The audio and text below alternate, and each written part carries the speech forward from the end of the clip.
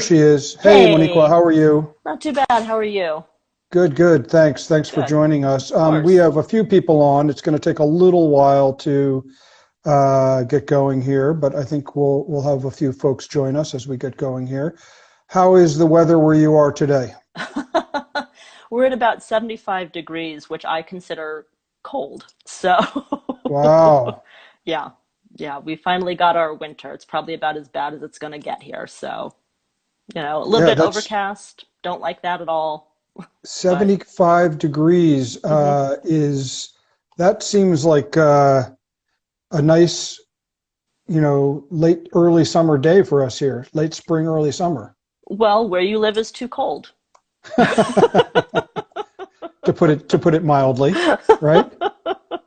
Some might argue where I live is too hot, but they're wrong. Well, you're in Tucson, right? Is that right? Yeah, yep, Yeah, I'm in Tucson. Tucson. And Yeah. and I mean that's like you're down close to the Mexican border, pretty much. I mean, you're pretty far down, right? Uh-huh. Yeah, we're about 90 miles north of the Mexican border. Takes Wow. I about, mean, so it's really yeah, south. yeah. We might be closer. Maybe we're 60 miles north. You think I'd know that being born and raised here, but I Well, who don't. knows, right? Right. Right. Exactly. Uh, all right. Before we start, before we get into the meat of our conversation, just for the few folks who are on right now, actually, I'm going to do it at the end. Let me see if I can. We'll see if we can get some more people on. So then we can do some of our announcements sort of towards the end. I think would be good. So. Okay. Um, So you and I chatted a month or so ago in preparation for this, and I thought it was a fascinating conversation. Really enjoyed it, and I think everybody else is going to be fascinated. We actually posted a little bit about your property and some of the pictures Mm-hmm. uh, on our accounts yesterday or the day before, and a lot of people liked it. So Oh, you thank you, you got everybody. you got a lot. Yeah, you have a lot of new followers. So let's start a little bit at the beginning though, because you're not a hotelier by training or trade. That's not how you started your career. No, and funny enough, I'm not even sure I would call myself a hotelier now. Well, wait, Even though wait, I'm wait. about Hold on, hold to. on. Let me just clear that up for a second. Mhm. You own and run a small hotel, correct? Oh, absolutely. And I've Okay, you're a actually hotelier. started. You're a Don't, hotelier. no, no, no, no, no. I actually even managed to. I think last time we talked, I was like, well, you'll know if I've started construction on my second one, right? Right, Which right. we have. So I guess that does really make me a hotelier. But I'm always joking about how really poorly suited I am to this. I used to, as you had pointed out, the way I got into this at all was leaving the practice of law for the fourth time, as I like to tell people. And I was trying to be a real estate developer, and that's still actually how I like to think of myself. Because I mean, which is fine, I do. You're right, I'm a hotelier. That's fine. But Oh, you've given in because already. Wow, that was right, a short fight. Okay. apparently all I do is develop hotels, so fine, and operate them.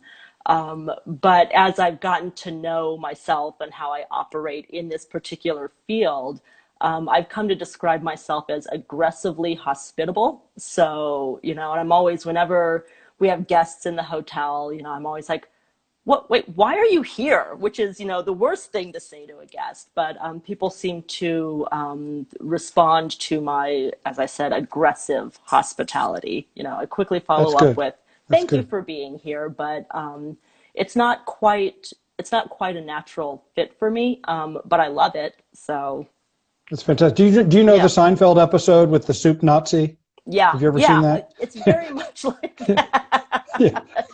Very Yeah. much like that. So he's Sometimes yelling people at like to be people over the yelled at. counter. Yeah, Yeah, yeah, exactly. Well, some people like that though. I mean, yeah. especially if you're from New York, then, I was born and raised in New York and now I Uh-huh. live in Philly, but when you're from New York, you're sort of used to, if you're not yelled at, you're sort of a little unsure what to do, as a New One of Yorker. So one of my previous GMs always said about me, if I'm not cursing at you or yelling at you, I don't love you. So, and that's pretty much true. that's So, good. I like yeah. that. I like that. So, why did you, I mean, you wanted to be a real estate developer. You were an Hmm. attorney. You Hmm. decided you want to change careers. You want to be a developer. Out of the frying Why pan into the hotels? fire. It's just sort of what happened. So the first property that I looked at was built in 1948, a beautiful little property. 10 rooms, and it was built as a motel, and it came with an empty lot next to it.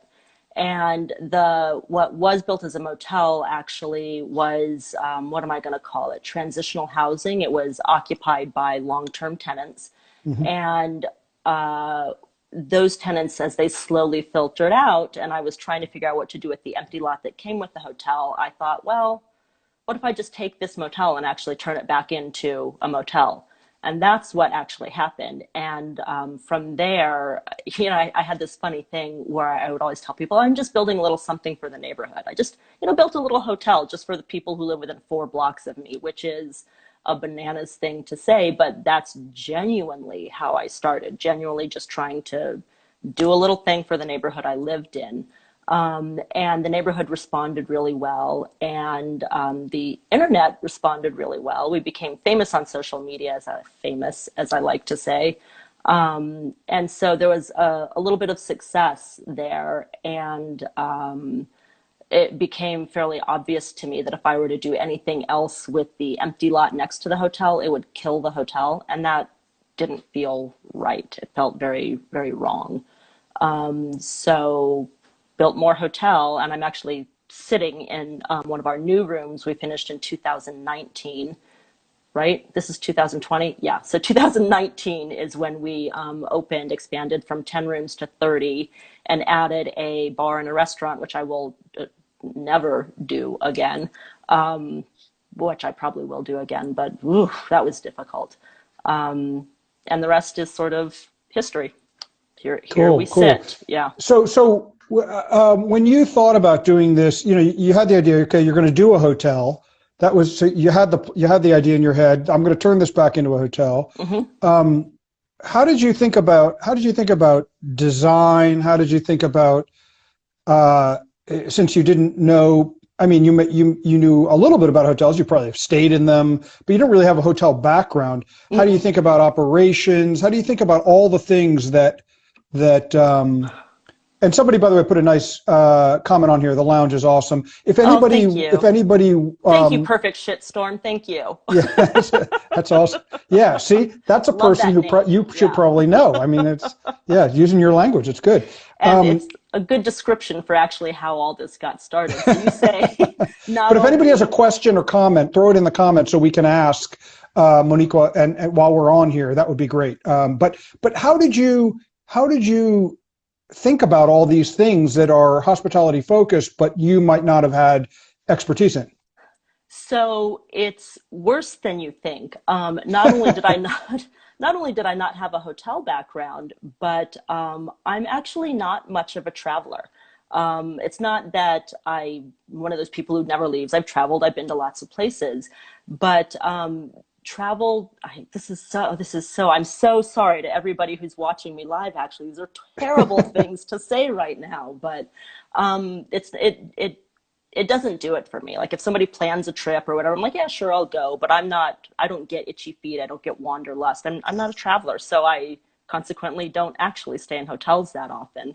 And when I got asked that question, when I was trying to work that out for myself in an interview a while back, when we first opened, what came to me is that for me, when you do like to travel and you go to a place and you're like, this place is amazing, this place is so fucking cool, somebody had to stay there and do that, right? And Yep. that is my calling. That's actually how I feel about the hotel industry, the travel industry itself. Somebody has to make those destinations amazing. And that's what I'm always trying to do.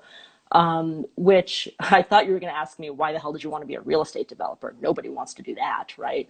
And that's sort of what I like to do. I like to create place. I really like creating place. So, long way to answer your question, and there's so much more answer coming because I'm such a talker. Ugh.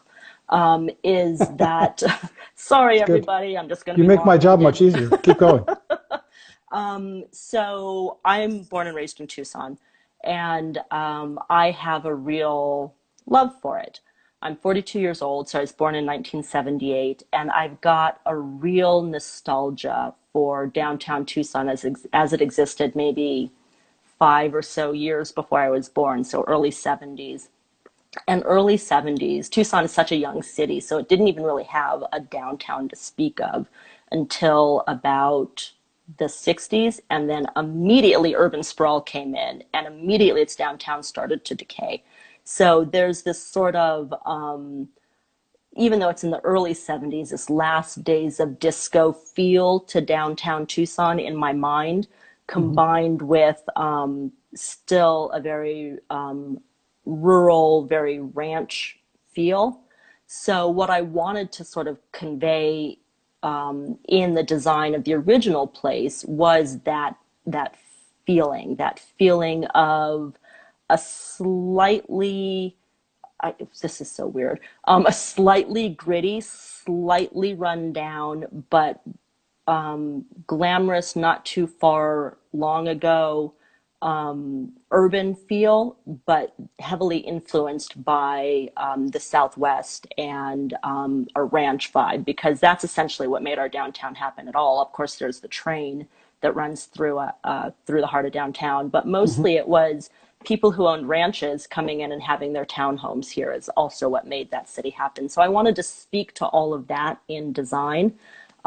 So the old house, the old part of the hotel, we call the bunkhouse, and we conveyed that as sort of an urban bunkhouse is what we were trying to do over there, an urban ranch bunkhouse. And I think that we pulled it off. I had the help of an interior designer, a gentleman named Cliff Taylor, who the hotel is actually named for. This hotel has no history to speak of. It was actually called the Town Motel for 2 years, and then it fell out of the records. Just no history to speak of. I bought from the original owners, from the 85-year-old baby daughter of the original owners of the property. And she's like, nah, Wow. we don't care about this property. She's like, nah, ugh, whatever. Who cares? You know? So really nothing. So I had to create a story, I had to create a feel, had to create a vibe. And I think we pulled that off pretty successfully. And in the beginning, I would say that is about the only thing we managed to pull off successfully, because as far as operations, oh, we made I mean, every mistake you could possibly make, right? Starting with having 10 rooms, right? Now that I have more, I think you and I talked about that scale. And now that I have more experience, I understand how a hotel can make money with 10 rooms, but I sure as shit didn't back then, right? So we had Right. 10 rooms. We were charging $60 a night. I'm like, well, I have to charge $60 a night because no one in Tucson is going to want to pay more than about $60 to stay here. That's where my thought process was. No one in Tucson is going to want to pay more than that to stay at my hotel. And of course, it's a hotel, so people not from Tucson stayed there, right? Exactly. Right? Exactly. Duh. And they were like, you should raise your rates. It was guest feedback. It was guests that taught me how to do this. We had an on-site manager, a live-in on-site manager, which on the one hand seems delightful, but just turned out to be horrible. It led to burnout for the manager, which led to poor service for the guests. And it was, ugh, I mean, you name a mistake, we made it. But fortunately, we were just charming enough and just attractive enough. And if you want me to be honest, just honest enough with our guests about what we did and didn't know, just genuine enough that people responded well. And in the meanwhile, as you'd mentioned, I started out as an attorney, which means I sure as shit know how to cram for things. So I read every hotel management textbook you could lay your hands on, honestly, and just tried to figure out those systems. And of course, generally that stuff is aimed at larger hotels, so it wasn't Sure. hugely applicable, but at least Right. it had me thinking about ADR and the relationship between occupancy and ADR. And I still don't know what the hell RevPAR means. I mean, I do, but it's not a huge metric for me. But I just sort of learned on the fly and invited our guests to really take part in that journey, and they responded really well. It's We were amazing. fortunate, very fortunate that our guests were kind to us as Amazing. we were learning. So Yeah, yeah. yeah. No, that's awesome. So, Mhm. I mean, listen, clearly, uh, you're a very, I mean, this is my opinion, but I think most of the listeners are going to agree. Clearly, you're a very smart person. You're well educated. Thank You're you. an attorney. Hmm. At some level, you have to have pretty good, not only education and understanding of law and business, but you also, you had to study for all of those classes and your law degree Sure. and so forth. So you went through all that. That being said, it doesn't, it does mention, or excuse me, it does bear mentioning that you are a woman, you are a person of color. That's not easy. I noticed that. I noticed that just now. I just figured that out. Yeah, I was sorry. I know you told me not to mention it. So that's that's it's very different. I mean, there are not many. We're talking about this a lot in hospitality. That right now Hmm. there are many line level workers at both the front of the house and the heart of the house that are people of color, Hmm. of different genders, and all sorts of things. A very mixed group of people, Uh-huh. uh, different ethnicities, different backgrounds in the line. But when you start to see, when you go into middle management, it goes down a bit. And when you go into executive management, there are very few people that are representative of the line workers. So we need to do a better job in hospitality in general in lifting these people up and giving people better opportunities, not just sort of going, oh, that person's good because it's easy and they happen to have a good education. So Hmm. what are this? I'm bringing up a lot of things here, but what have been the barriers for you and how have you overcome them? And what do you think? What do you see as when you hire people? How do you look to hire them? That's a lot of different questions and ideas, but throwing it out there. A lot. Don't let me forget about when I look to hire people. I want to answer, Good. I'll come I want back to to speak that something else, afterwards. but don't let me forget that. I don't have an answer to it, but I want to talk about it. Sure. But when you talk about the barriers and whatever, 2020 has been, oh boy, the summer of 2020, I can't remember if we talked about this in the prep, has been very interesting for me. I like to joke that I was outed as a Black woman for sort of exactly what you're talking about. For me, so Nobody doing noticed until this no, year. nobody noticed. I definitely hid. You want to know how did I overcome the barriers? I just dead honest. I hid behind a lot of old white men. I Yeah, really did, and that's yeah. almost what I had to do, right? So for me, purchasing the property was fine. We able to do that with my own equity, and then when it came to doing the expansion, of course, I had to get financing for that, right? Getting a conventional loan was fucking miserable. And I'm sure it always is, but I I mean, I can't give you any real instances of overt racism, but I just partially because I'm doing something non-flag, but partially I believe because I am who I am, honestly, no experience in the hotel industry, a woman, black. Um, I went through 11 lenders before I finally got to one that said yes to me. And the way they said yes to me is I have now somebody who's become a very dear friend of mine, a consultant essentially, who has done hotel consulting on behalf of banks for a long time and done his own real estate development. So he's an older white guy. And then my general contractor for this build is a 67-year-old white guy. And those two men introduced me to a lender that they'd both known for 30, 40 years. And he took a chance on them, not on me. And that relationship essentially still exists. That's how I actually got my first loan, Amazing. right? And so, yay for the kindness of old white men, but also, that's what I had to do. Now you get to 2020 and you get to lenders, and it's still difficult, obviously, because of the market that we're in, the environment that we're in. But investors and equity is something different. So pre 2020, I still had those sort of barriers with equity, with investors. Post 2020, post our summer of wokeness, as some people are calling it, that has changed a good bit. I'm not going to lie and tell anybody that capital is super easy to find because it's not. But there is a lot more openness to who I am and whether I am capable, even if I look like this. Partially, I think because I've done it, ish. We've been 30 rooms for a year, so maybe the jury's still out on that. But I just think there's a lot more sensitivity to or sensitivity to somebody who is a real estate developer or a hotelier or a business owner looking like me. I'll tell you a funny story around that. So I was talking with Damon, Damon, Damon Yes. Lawrence, Yep. Yep. Yep. two He's on days our ago. advisory board. Yeah. Yeah, that's right. He did mention that. I was talking with him maybe 2 days ago or so, and we've been, on this circuit this summer, and we've gotten to know each other. And I hope this isn't, outing him in any way, but we're thinking about doing a project together Cool. here in Tucson, which is super cool, very exciting. And I was talking to my architect, an architect that I'm using on my second project about that, right? Like, this is what I'm thinking of, this is what's coming up. And the architect is a white guy, my age, but white guy. And he says the funniest thing to me.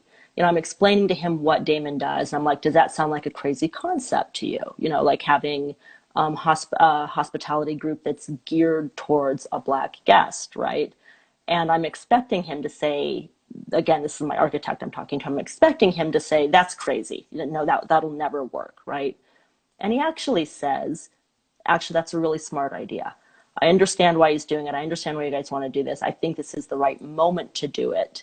And I'm not sure I completely, well, whatever, I'll just tell the story. He says, this is the right moment to do it because, and I thought he was going to say maybe we're reaching a societal moment, where people are just more open to people who look like Damon and I, having hotels and making them welcoming for people who look like us.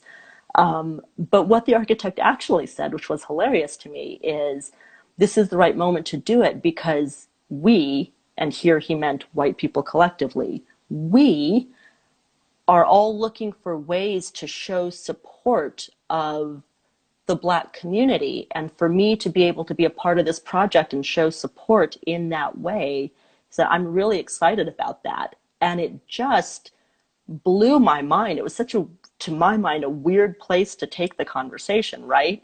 I'm Hmm. talking to this guy and I'm like, you've been nothing but respectful. You do great work for me. He and I are friends as well. Like, we're good friends. Like, I've never wondered about your support of me as a Black woman, as a real estate developer who was one of my earliest champions. I've never questioned that. And now you're looking at just working for me as a way to show support of the Black community. It was mind blowing. It was really interesting, and I'm not insulted by it or anything, but it's interesting how people just in a short period of time, really in the last, I'd say, 18 months, have sort of grappled with and come to terms with, Black people as people who do contribute to society, even. Yeah, amazing. There's still a So long, long way to go, I will yeah, say, Monica. a hundred A percent. long way to go. Mm-hmm. So I'm not convinced that we're even halfway there, but agreed. There a lot more people at least are thinking about it, and I think that's a Yeah, wonderful thing. That's a yeah. wonderful thing. Let's go back quickly to because we're gonna run out of time. We only have Mm. another, I don't know, 5 or 7 minutes or something like that. Okay. If anybody has a question, throw it on the comments. Would love to ask. That'd be great. But let's go back to hiring. You Right. wanted me to. So how do you think about that? So for me, because we were such, and we still are such a small hotel, and what we try to convey here is a genuineness and authenticity. And so when I first hired, and I made a lot of mistakes doing it, I wanted people who could genuinely relate to my guests. Remember, I said we made all the operational mistakes, and Hmm. really we just had a rundown motel. So all I was selling was charm, a genuine relationship with people, right? And so that's how I tried to hire.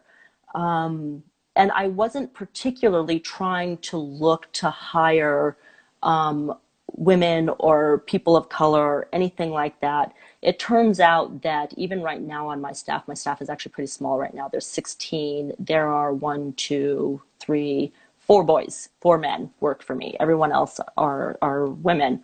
My previous GM was a woman. Currently, my GM is a man. But what I think I'd realized is that in being in my position, the people that I found genuine tended to look more like me, which was, I mean, and not tended to be women, tended to be people of color. So it sort of accidentally happened, you know. And then, much to my surprise, all the men who worked for me tended to reflect that ethos. So what I ended up hearing, and do still hear from my employees who are women, of color or no, is that it's very refreshing to work in the environment. Like Hmm. they can feel the difference of a woman owned, a woman operated Hmm. business. It Hmm. feels freer, it feels more expressive, it feels just more accepting of them as who they are. And that's not anything that I did consciously, was all unconscious.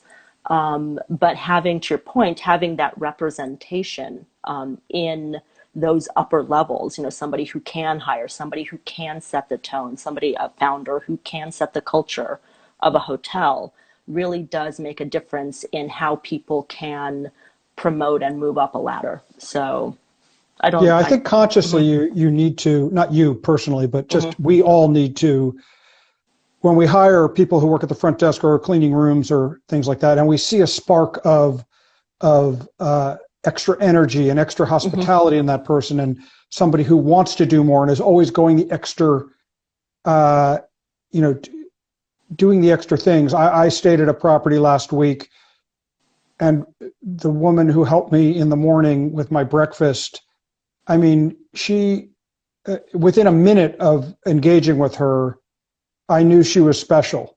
And mhm, that's, I would take that person. Usually I can find one or two people wherever I go that's a person that I would take and start to, uh, you know, understanding what their needs are and what their schedule is and what their home life is, to make sure we're not stressing anything, but at the same time, give them a little bit more responsibility, give them, you know, ask them to do some different things than they're doing now, to sort of grow their experience, and then hopefully have them move up to a manager's level and mhm. and a director's level, and, you know, eventually hopefully something more. That's the kind of and some people max out, but I think you really have to go spend the extra effort to do it. It's harder to do that than just hiring a white, a Caucasian person, whether they're a woman or a man, that went to a 4-year college, a really good one. Maybe they went to Ivy League or something like that, and they have 3 internships already. Great, those are great people also, but those Mhm. are not the only people who can do a great job. And giving other people a chance, I think, is super important. And Well, you and know, for me, I tend to hire and tend to promote exactly as you're talking about. I actually it's have great. never hired anybody with a hospitality background. Eventually, I'll probably have to do that, but I just didn't know what I was doing, so I didn't. But you're right, so it leads to these doors open. And if I see somebody who is remotely interested in doing something different, I'm always trying to help them figure out how to get to where they want to go. And Right. that's a culture we've created here. And now all my employees support that and understand that, and that's great. But that's absolutely how we try to hire and That's promote. fantastic. That's Yeah, fantastic. yeah. So before we go, Hmm. we're sort of up at our limit here. Really quickly, want to ask you. You know, it's been like you said, heck of a year, 2020. Yeah. So many reasons it's been a heck of a year for a lot of people, including you. Just in a short piece, 30 seconds or a minute, tell us Good luck. what you think are the rays of sunshine that you're seeing in coming out of this. What are you seeing positively going into the end of this year and starting into the new year? I'm actually seeing the one thing that I pointed to before is that there's more of an openness towards helping smaller hotels, smaller properties Yeah. survive on parts of lenders and on the part of the guests. I'm also seeing, at least at this hotel, a real desire for human connection and people trying to figure out and be patient with connecting in an intimate way, even through this coronavirus. So if you're just looking at, Fantastic. yeah, if you're looking at the news, you assume everybody out there is, you know, shitty and scared, right? And I'm Right. just not finding that to be true. People are just genuinely trying to get through this, and at least here at this property, and be kind to themselves and kind to each other. Love it. We've been fortunate to see that. No, So, that's absolutely wonderful, and I wholeheartedly agree with you. Before I say goodbye, I just want to say a couple things really quickly. On Monday, Matt Marquis from Pacifica Hotels, they have a bunch of hotels all on the West Coast, like 20 of them. Some really interesting, including the Wayfarer hostels, really interesting developer, owner, operator. Evan Rose on Wednesday and Mariam Ahmed on Friday. Some really interesting conversations coming up. If you're driving, or if you're a person who drives around, you're driving for work, driving for travel, and you want to hear inspiring stories, Indie Colorcast, our podcast, we have 15 episodes. You can find that on Spotify, Apple iTunes, and wherever else you get your podcasts. Would love if you support us and give us a listen. And I guess that's it. Those are my announcements. And I just want to say, Moniqua, really awesome having you on. Great to connect. Look forward to being able to connect actually, in person sometime next year. Hopefully we're going to have some events. Hopefully you'll be able to take a trip and come out. We'll try not to stress you. We know you don't love to travel, but we're going to get you out there anyway. And I think you're going to love if you come and hang out with us. You'll have a good time. Philly's one of the cities I want to get to, so I know good. Yeah, we might do one here. We're also going to probably, hopefully, towards the end of the year, October, November, we'll have our main event in LA again. Oh, LA. So that's pretty close. There. Fine. It'll be fun. You'll like it. Don't worry. And maybe we'll have you to Philly. That would be good too. Yeah. It was great to connect. Thank you so much for joining us. Thank you. And look forward to staying in touch. You got it. Absolutely. See you soon. Take care. Bye. All right. Bye-bye.